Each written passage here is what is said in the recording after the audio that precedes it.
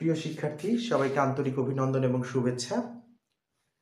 আজকে আমরা এসএসসি পরীক্ষা 2025 এর চূড়ান্ত প্রস্তুতির অংশ হিসেবে শিক্ষা ও মনুষ্যত্ব প্রবন্ধ থেকে আলোচনা করব। শিক্ষা ও মনুষ্যত্ব প্রবন্ধে প্রাবন্ধিক পুরো প্রবন্ধটাকে যদি আমরা ভাগ করি তাহলে দুটি অংশে ভাগ করা যায়। একটি অংশকে আমরা বলতে পারি যে শিক্ষার প্রয়োজনীয় দিক, জীবসত্তার দিক বা আত্মপ্রকাশের স্বাধীনতার অভাবের দিক। এই দিকটাইকে কি আমরা সর্বোচ্চ গুরুত্ব দিয়ে আছি। এখান থেকে কি প্রাবন্ধিক আমাদেরকে কি দূরে সরিয়ে নিতে যাচ্ছেন, একটা কাঙ্ক্ষিত লক্ষ্যের দিকে উনি আমাকে নিয়ে যেতে চাচ্ছেন। সেটা হচ্ছে কোন দিকটা লেখক প্রত্যাশা করছেন? শিক্ষার অপ্রয়োজনীয় দিক, মানব সত্তার দিক, মনুষ্যত্ব অর্জনের দিক। আমরা যে কিওয়ার্ডগুলো বললাম, এই কিওয়ার্ডগুলো থেকেই আমরা প্রকৃতপক্ষে প্রশ্ন থাকবে, সৃজনশীল প্রশ্ন থাকবে এবং সেখান থেকে আমরা উত্তর করব। তাহলে আমরা দেখি যে উদ্দীপকে কোন বিষয়টা থাকলে আমরা কিভাবে এখান থেকে উত্তর করতে পারবো। আমরা দেখলাম যে প্রথমে বলেছিলাম যে শিক্ষার প্রয়োজনীয় দিক বা জীবসত্তার দিক এবং আত্মপ্রকাশের স্বাধীনতার অভাবের দিক। এই তিনটি কথা আমরা গ নং প্রশ্নে উদ্দীপকে কেমন থাকলে কিভাবে লিখব। তাহলে আমরা এখান থেকে বলছি যে আমরা দেখলাম যে উদ্দীপকে এমন কিছু বিষয় আছে যে উদ্দীপকে বলেছে যে সে শিক্ষা দীক্ষা অর্জন করেছে, তারপরেও সে কি ব্যক্তি স্বার্থকে চরিতার্থ করার জন্য কাজ করছে, বা শুধু চাই চাই আরো চাই, নিজের ব্যক্তিগত সুখ সমৃদ্ধি, নিজের ভোগ বিলাসী জীবন, এরকম যদি উদ্দীপকে এরকম কোনো বিষয় থাকে এবং সেই সাথে কি সেই লোকটার শিক্ষা দীক্ষা অর্জনের বিষয়টা থাকে, তাহলে আমরা এই ক্ষেত্রে বলবো যে শিক্ষার প্রয়োজনীয় দিকটা সাদৃশ্যপূর্ণ। এরপরে আমরা আসি জীবসত্তার দিকটা।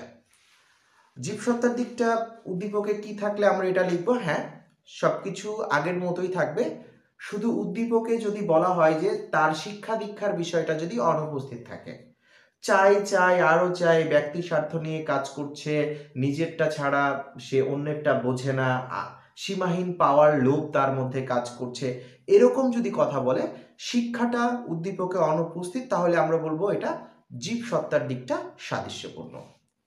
এরপরে আমরা আসি যে আত্মপ্রকাশের স্বাধীনতার অভাবের দিকটা।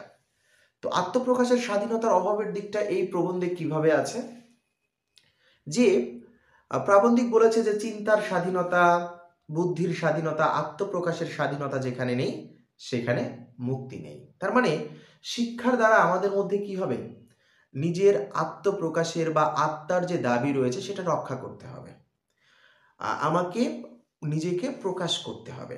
আমি যদি ভালো মন্দ এটা বিশ্লেষণ করতে না পারি, আমার বুদ্ধি বিবেচনা দিয়ে যদি আমি নিজেকে প্রকাশ করতে না পারি, আমি যতই শিক্ষিত হই, আমি যদি অন্যের কথায় আমার জীবনটাকে চালাই যে আমি ৭-৫ বুঝি না, আগে পিছে ভাবি না, যা আছি বেশ ভালো আছি, এরকম যদি কথা থাকে, আমার শিক্ষা দীক্ষা আছে, আমার সব কিছুই আছে, তারপরেও কি আমি আমার নিজের মতামত, আমার ইচ্ছা অনিচ্ছা প্রকাশ করতে পারছি না, ভালো মন্দ যেটাই হোক আমি মেনে নিচ্ছি, এটা হচ্ছে আত্মপ্রকাশের স্বাধীনতার অভাবের দিকটা। আমরা বলবো যে এরকম যদি উদ্দীপকে থাকে তাহলে আমরা বলবো যে আত্মপ্রকাশের স্বাধীনতা অভাবের দিকটা এখানে সাদৃশ্য রয়েছে বা সাদৃশ্যপূর্ণ। এরপরে আসি যে এই সীমাহীন চাওয়া, এই ব্যক্তিগত ভোগ বিলাসী জীবন থেকে যে কি প্রাবন্ধিক আমাদের একটু মানুষ হতে বলছেন, আমাদের মনুষ্যত্বের স্তরে পৌঁছাতে বলছেন, কিসের দ্বারা? শিক্ষার দ্বারা। তো সেটা দেখি যে শিক্ষার অপ্রয়োজনীয় দিকটা সাদৃশ্যপূর্ণ।